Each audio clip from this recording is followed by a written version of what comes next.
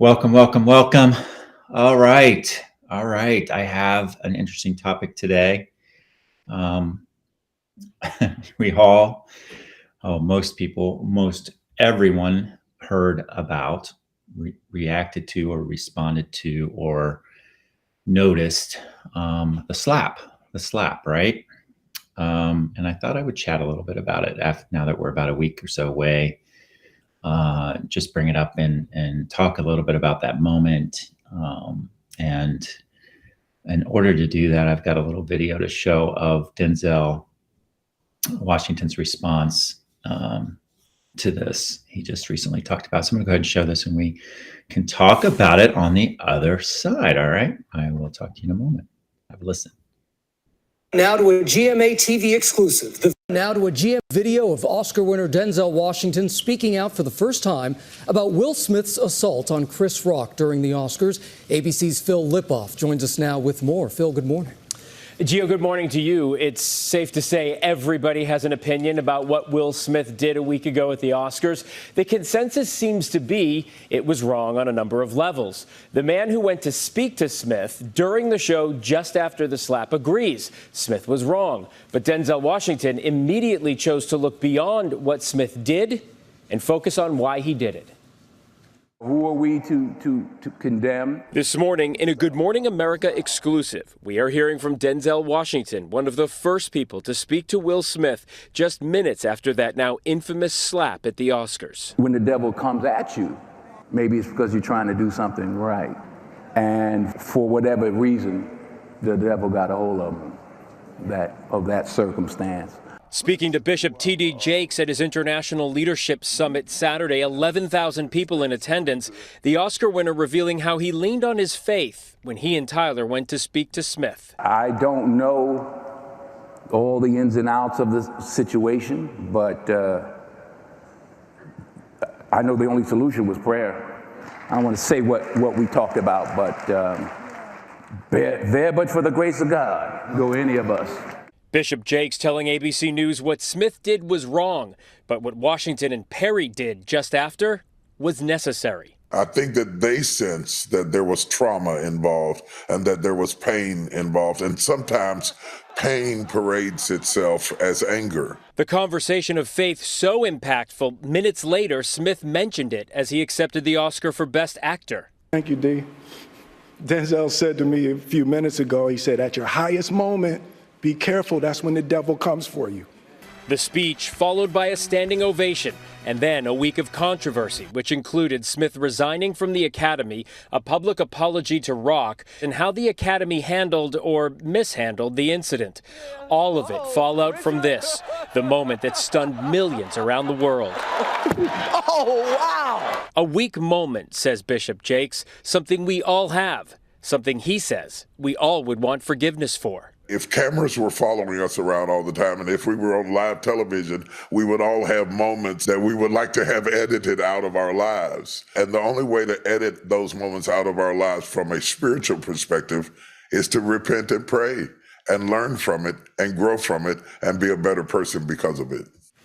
Basically, Bishop Jakes says he's talking about empathy and understanding. This morning, he says he wants people to think about what they would be hoping for if they were Will Smith this morning. Sure, there have been and there will be more consequences for the Oscar winner, but when this is over, Bishop Jakes says a little prayer and a little introspection could really help. Guys. Fascinating conversation, Phil. Thank you. Well, hey.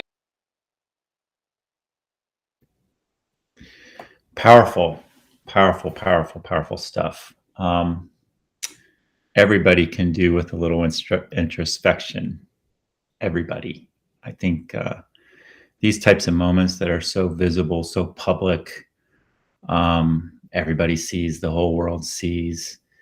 And what's fascinating to me is not just what happened, but how we react or respond to what other people do, how that triggers us or doesn't trigger us. And I found it fascinating. The aftermath of that on social media was filled with just condemnation and finger pointing and judgment. And I didn't see any introspection at all. It's just such an opportunity to think about the moments in our life when we do things that we're not proud of, how we respond to that when we screw up. What do we do?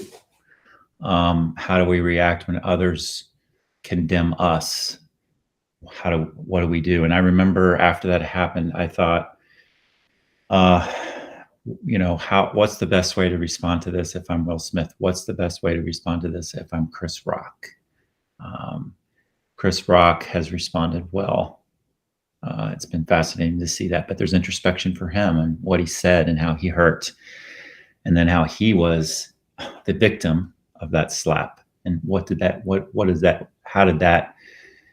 How was that for him? And on that, what, a billion people saw him getting smacked. Imagine. The other piece is the Will Smith side and being a perpetrator in that moment, right? Perpetrating violence on somebody else and having that anger and not able to control it in the moment. And there's just so much. There's so much there. And I think the opportunity for all of us is to always remember that we can learn from everything that happens. And our impulse is to judge and condemn, and oftentimes we're triggered by what we see, and we want to push it, we want to reject it, we want to be mad, we want to condemn, we want to point fingers, and somehow, well, that makes us feel better about ourselves. But the opportunity is to learn from it, to be introspective, to have empathy, and always understand that there has to be accountability when someone is harmed. There always needs to be accountability, and sometimes that accountability comes from the outside so that we can learn, and that is what it is as well. So a fascinating moment.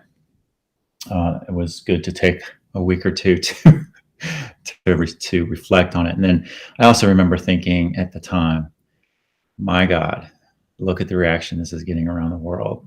And let's put that in perspective. And I'm not downplaying it at all, because it was in our face and it triggered the hell out of all of us, many of us.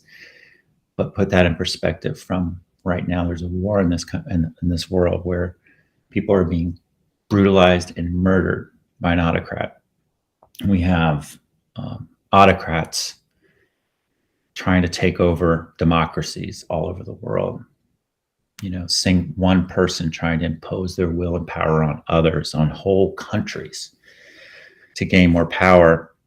And we've got quite a struggle ahead of us, folks. It's fascinating the time that we live in. It's the most prosperous, amazing time in history, with technological advancements coming at an exponential speed, so that humanity can all have it can be better for humanity and for this planet and for our children and our grandchildren. There's so much good there, and we got to be willing to find it, and we got to be willing to lift it up. And we got to be willing to stand up against those forces that are trying to bring us down, including the ones inside of ourselves.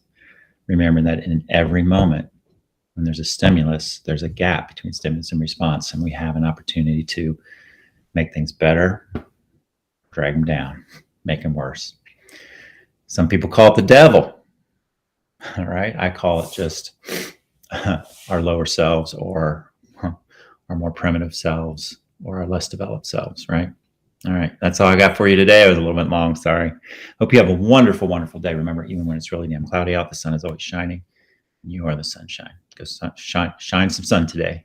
I'll see you tomorrow. Bye.